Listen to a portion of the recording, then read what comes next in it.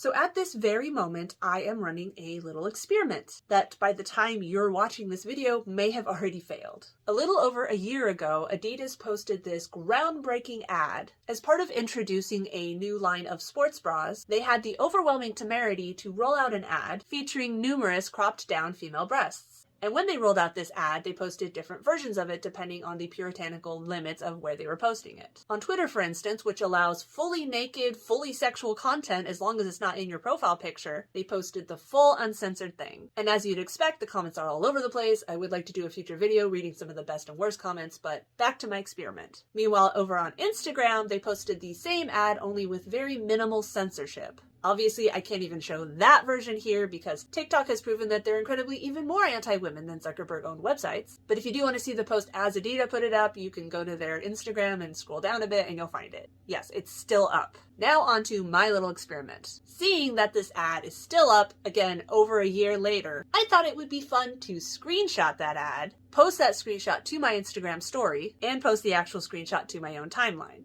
Along with the caption that, surely if a world-famous mega-million capitalist country is allowed to post this, then that same right would be extended to the unfamous of us too, right? And now we get to sit back and see how quickly my screenshot of the exact same post that has been on Instagram for over a year gets banned for sexually explicit nudity.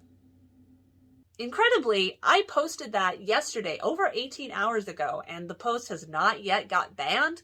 I am even more surprised than you are. And yet I know this is not a sign that we're in the clear. Over the 10 years that I have been a topless equality activist, I have had hundreds of posts banned from every platform you've heard of and some you haven't. If you'd like to see receipts, feel free to go to toplesstopics.org/banned. And many of those posts were up for years before all of a sudden they got banned. Always for the heinous, unforgivable sin of non-sexual female nipples. Often even when I already pre-censored it. Because you see, the wonderful thing about patriarchy-owned platforms is that as long as you're not Logan Paul famous, you have no protection. At any time, a sufficient number of haters can false flag your content, and down it goes. Anyway, let's see how this little experiment turns out. Will it survive for weeks, even years? Or will it get banned even as I'm editing this video? If you'd like to keep up with the experiment, you can follow me on social media and I will let you know. And as always, I advise you to follow me on multiple platforms so that when one gets banned, I can tell you about it on a different one. So go ahead and get your popcorn out, but don't bother getting too invested because, yeah, this is not going to last very long. So,